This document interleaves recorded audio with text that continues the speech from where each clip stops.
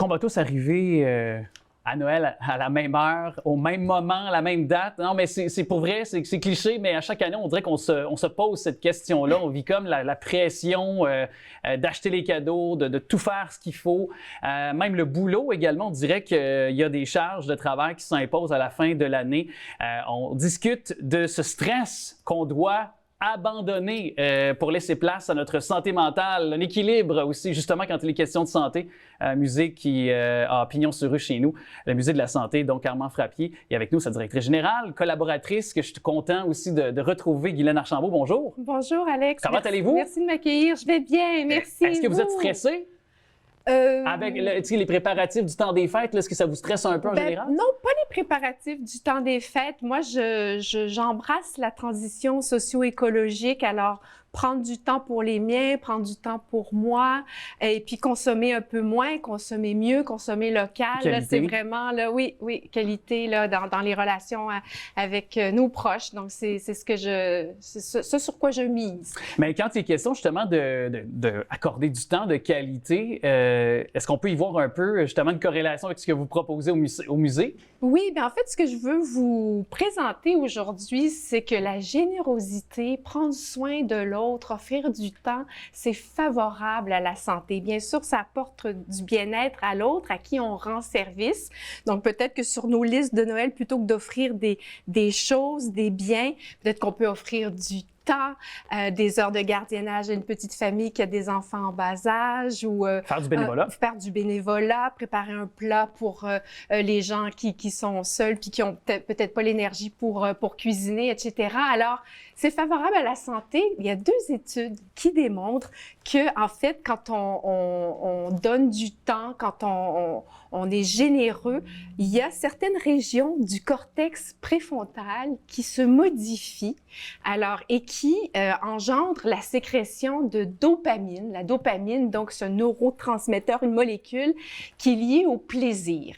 Et puis, en plus de susciter du plaisir chez nous, le fait d'offrir, de donner du temps pour les autres, ça a aussi un impact sur le stress. Alors, les gens qui rendent service aux autres, on observe chez eux une diminution de la production de l'hormone du stress, le cortisol. Alors voilà, 2 bonnes raisons d'être généreux, d'offrir, de faire des dons, du bénévolat, d'être présent à l'autre. Ça nous revient à nous aussi. C'est ça, et de donner, parce qu'on ne sait jamais quand ça peut être nous aussi qui avons besoin de cette aide-là aussi. Fait que c'est une façon de voir les choses ainsi, puis aussi de peut-être mentionner aux gens que le musée s'implique à la Guignolée le 7 décembre prochain. Oui, voilà. Donc, oui, on est vraiment présent, en fait, dans le cadre de toute la présentation pendant une année, là, la présentation de l'exposition Manger, l'exposition qui nourrit. Le musée s'est associé au centre de bénévolat Moisson Laval et recueille des dons.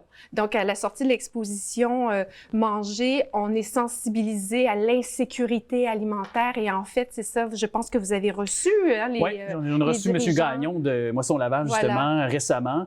Les besoins sont criants cette année, c'est omniprésent. Vous avez eu la même, je pense, le même constat également. Exactement. Donc, ici à Laval, on nous indique qu'il y a une hausse, il y a eu une hausse de 50% de la demande là, en panier, en denrées, donc dans la dernière année. Et le profil des gens a changé aussi, qui ont besoin d'aide également. Oui, puis c'est ça, vous le mentionniez il y a un instant, à juste titre, on ne sait jamais quand un coup dur peut nous arriver dans la vie. Il y a toutes sortes de moments ou de petits défis qui nous arrivent dans la vie. Donc, on a besoin d'être solidaire puis de se serrer les coudes. Alors, on peut offrir un don en argent au sortir de l'exposition, soit en monnaie ou il y a un code QR aussi, versement électronique. Et donc, à part égale, le don va à Moisson-Laval, donc 50% du don Moisson-Laval et puis 50% pour la médiation des connaissances scientifiques au musée, la sensibilisation à l'alimentation durable. Et puis, pendant toute la période des fêtes, de maintenant jusqu'au 8 janvier, on recueille aussi les denrées non périssables pour Moisson-Laval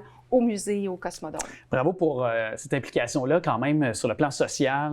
Je pense que vous faites votre rapport, vous faites aussi votre effort pour aider les Lavalloises et Lavallois. On a tous notre rôle à jouer. Hein? Si on peut, quel que soit le don, peut être tout petit, à la mesure de ce qu'on peut faire, comme individu, comme institution, comme corporation, si on peut, on le fait. Et puis, voilà.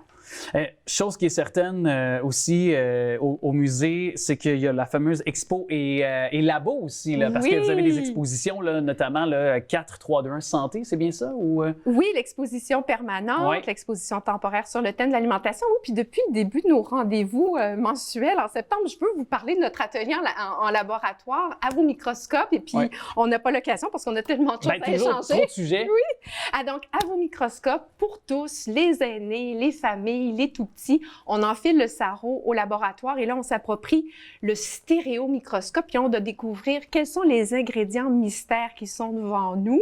Alors, je vous parle de farine, quinoa, levure, ça vous donne peut-être un petit peu quand même. Puis ensuite, au microscope, on regarde vraiment, là, donc, il peut grossir beaucoup plus que le stéréomicroscope, donc des micro-organismes, des levures, des moisissures, etc. Quand même toujours intéressant. Puis là, il arrive justement, quand il est question de cuisine, il y a les mamans, les grands-mamans, en tout cas. Puis moi, je me rappelle, ça me fascinait. Je voulais, moi aussi, mettre la main à la pâte puis cuisiner avec ma grand-mère ou ma mère les tartes au sucre ou autres repas qui sont peut-être liés à notre tradition québécoise. Est-ce qu'on invite de ce même type-là les petits lutins, les lutines, là, comme moi, en tant que lutin rouge, peux-tu aller aussi mettre la main à la pâte? Ou oui, les petits lutins. Absolument, les petits lutins en cuisine. Donc, les lutins de tous âges sont les bienvenus pendant la saison des fêtes.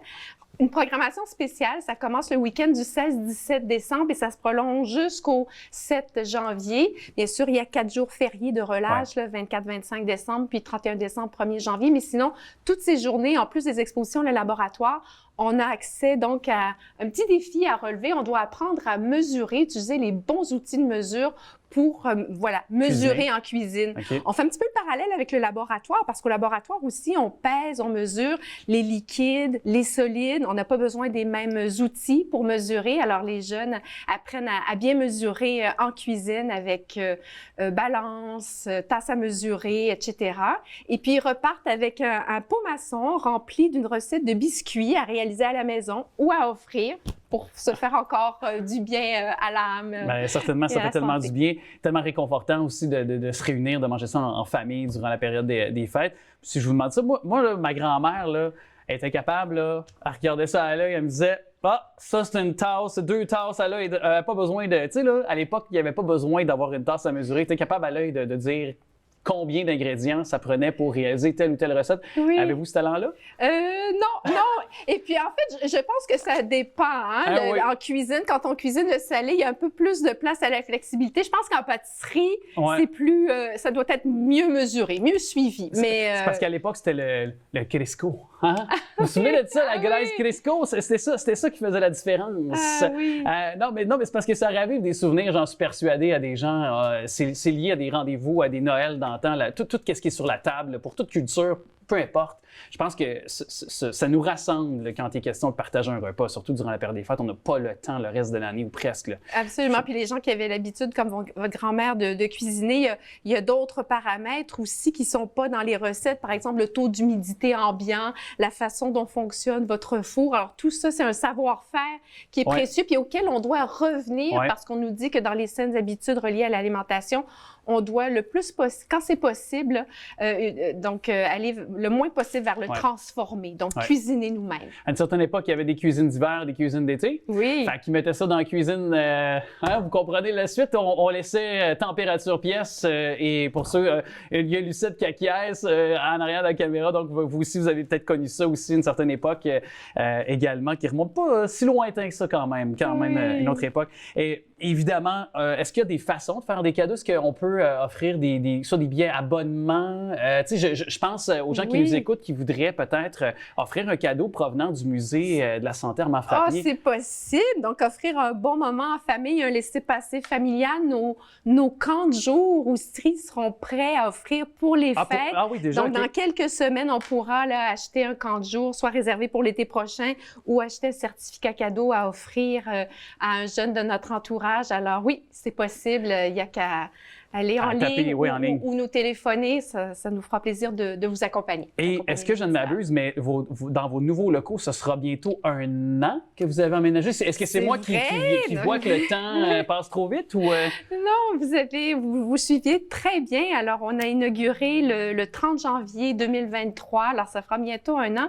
Et en plus, en 2024, le musée va souligner ses 30 ans. Ah oui! Il a ouvert ses portes en 1994. Alors, probablement que ma chronique 2024, à chaque moment, je soulignerai un fait saillant des 30 ans du musée. Donc, mais je suis content de savoir ça. On sera là pour souligner l'anniversaire tout au long de 2024 avec grande joie. Puis, évidemment, on accourt durant la période des fêtes pour les familles qui nous regardent actuellement. Évidemment, l'intérêt est là. Puis, pour porter plus loin cette réflexion, cette conversation, donc, c'est au bas de l'écran au moment de se parler. Merci beaucoup à vous, Mme Archambault. Merci à vous. Merci. Au revoir. Joyeux temps des fêtes.